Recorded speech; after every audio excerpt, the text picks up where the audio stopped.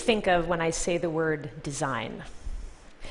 You probably think of things like this: finely crafted objects that you can hold in your hand, or maybe logos and posters and maps that visually explain things, classic icons of timeless design. But I'm not here to talk about that kind of design. I want to talk about the kind that you probably use every day and may not give much thought to. Designs that change all the time and that live inside your pocket. I'm talking about the design of digital experiences, and specifically, the design of systems that are so big that their scale can be hard to comprehend. Consider the fact that Google processes over 1 billion search queries every day, that every minute, over 100 hours of footage are uploaded to YouTube. That's more in a single day than all 3 major US networks broadcast in the last 5 years combined. And Facebook transmitting the photos, messages, and stories of over 1.23 billion people. That's almost half of the internet population and a sixth of humanity. These are some of the products that I've helped design over the course of my career, and their scale is so massive that they've produced unprecedented design challenges. But what is really hard about designing at scale is this. It's hard in part because it requires a combination of 2 things: audacity and humility. Audacity to believe that the thing that you're making is something that the entire world wants and needs. And humility to understand that as a designer, it's not about you or your portfolio. It's about the people that you're designing for and how your work just might help them live better lives. Now, unfortunately, there's no school that offers the course Designing for Humanity 101. I and the other designers who work on these kinds of products have had to kind of invent it as we go along, and we're teaching ourselves the emerging best practices of designing at scale. And today, I'd like to share some of the things that we've learned over the years. Now, the first thing that you need to know about designing at scale is that the little things really matter. Here's a really good example of how a very tiny design element can make a big impact. Now, the team at Facebook that manages the Facebook Like button decided that it needed to be redesigned. The button had kind of gotten out of sync with the evolution of our brand, and it needed to be modernized. Now, you might think, well, it's a tiny little button. It probably is a pretty straightforward, easy design assignment. But it wasn't. Turns out there were all kinds of constraints for the design of this button. You had to work within specific height and width parameters. You had to be careful to make it work in a bunch of different languages, and be careful about using fancy gradients or borders because it has to degrade gracefully in old web browsers. The truth is, designing this tiny little button was a huge pain in the butt. Now, this is the new version of the button, and the designer who led this project estimates that he spent over 280 hours redesigning this button over the course of months. Now, why would we spend so much time on something so small? It's because when you're designing at scale, there's no such thing as a small detail. This innocent little button is seen on average 22 billion times a day, and on over 7.5 million websites. It's one of the single most viewed design elements ever created. Now, that's a lot of pressure for a little button and the designer behind it. But with these kinds of products, you need to get even the tiny things right. Now, the next thing that you need to understand is how to design with data. Now, when you're working on products like this, you have incredible amounts of information about how people are using your product that you can then use to influence your design decisions. But it's not just as simple as following the numbers.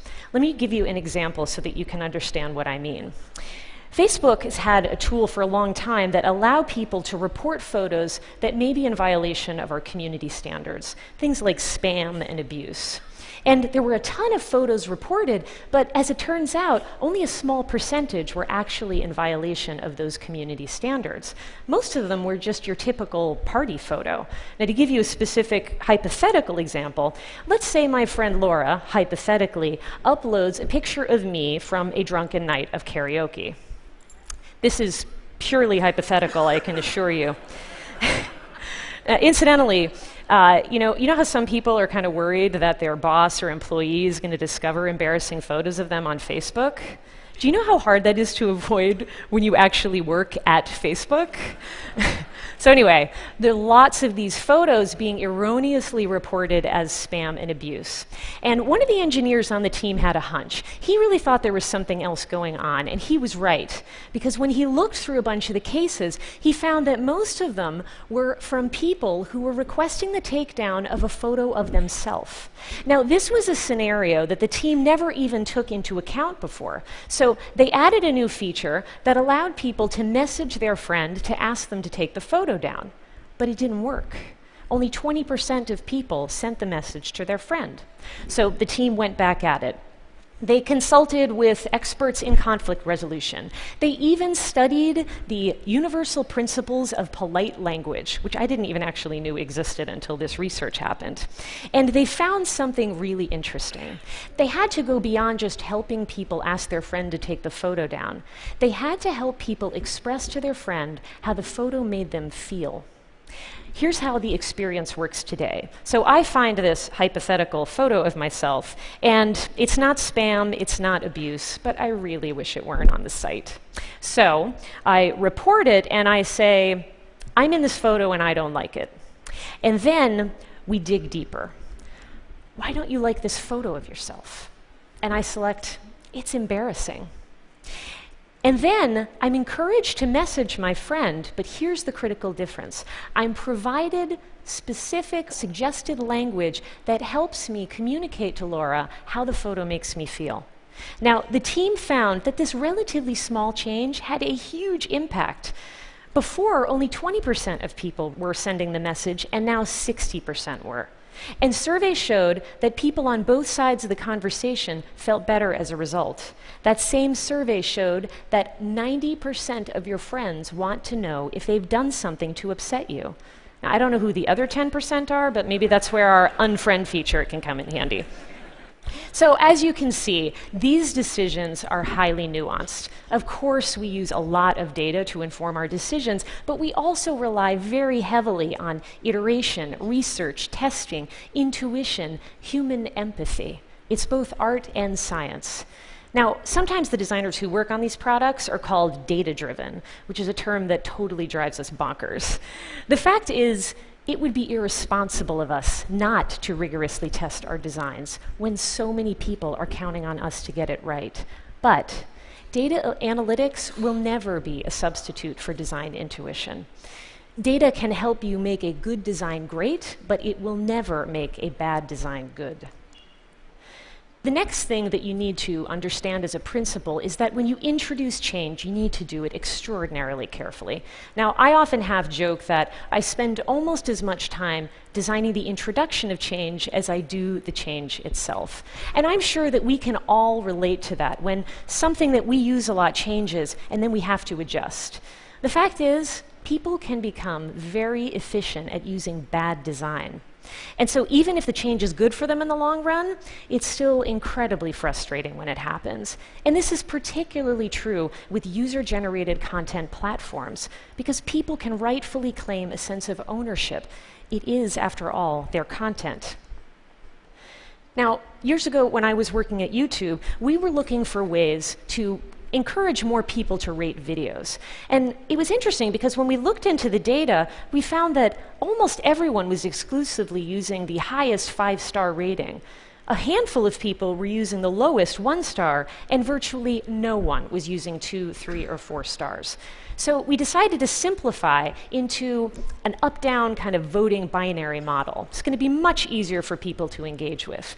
But people were very attached to the 5-star rating system. Video creators really loved their ratings. Millions and millions of people were accustomed to the old design.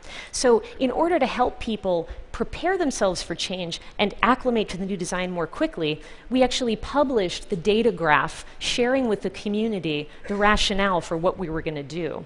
And it even engaged the larger industry in a conversation, which resulted in my favorite TechCrunch headline of all time. YouTube comes to a 5-star realization. Its ratings are useless.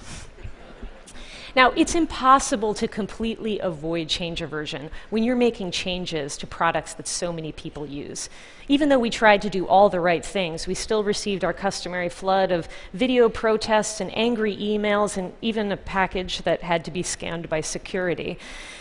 But we have to remember, people care intensely about this stuff, and it's because these products, this work, really, really matters to them. Now, we know that we have to be careful about paying attention to the details. We have to be cognizant about how we use data in our design process, and we have to introduce change very, very carefully. Now, these things are all really useful. They're good best practices for designing at scale, but they don't mean anything if you don't understand something much more fundamental. You have to understand who you are designing for.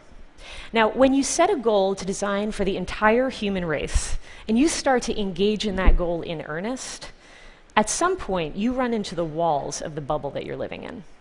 Now, in San Francisco, we get a little miffed when we hit a dead cell zone because we can't use our phones to navigate to the new hipster coffee shop. But what if you had to drive 4 hours to charge your phone because you had no reliable source of electricity? What if you had no access to public libraries? What if your country had no free press? What would these products start to mean to you? This is what Google, YouTube, and Facebook look like to most of the world, and it's what they'll look like to most of the next 5 billion people to come online. Designing for low-end cell phones is not glamorous design work, but if you want to design for the whole world, you have to design for where people are and not where you are. So how do we keep this big, big picture in mind? We try to travel outside of our bubble to see, hear, and understand the people we're designing for. We use our products in non-English languages to make sure that they work just as well. And we try to use one of these phones from time to keep in touch with their reality. So what does it mean to design at a global scale? It means difficult and sometimes exasperating work to try to improve and evolve products. Finding the audacity and the humility to do right by them can be pretty exhausting. And the humility part, it's a little tough on the design ego. Because these products are always changing, everything that I've designed in my career is pretty much gone. And everything that I will design will fade away.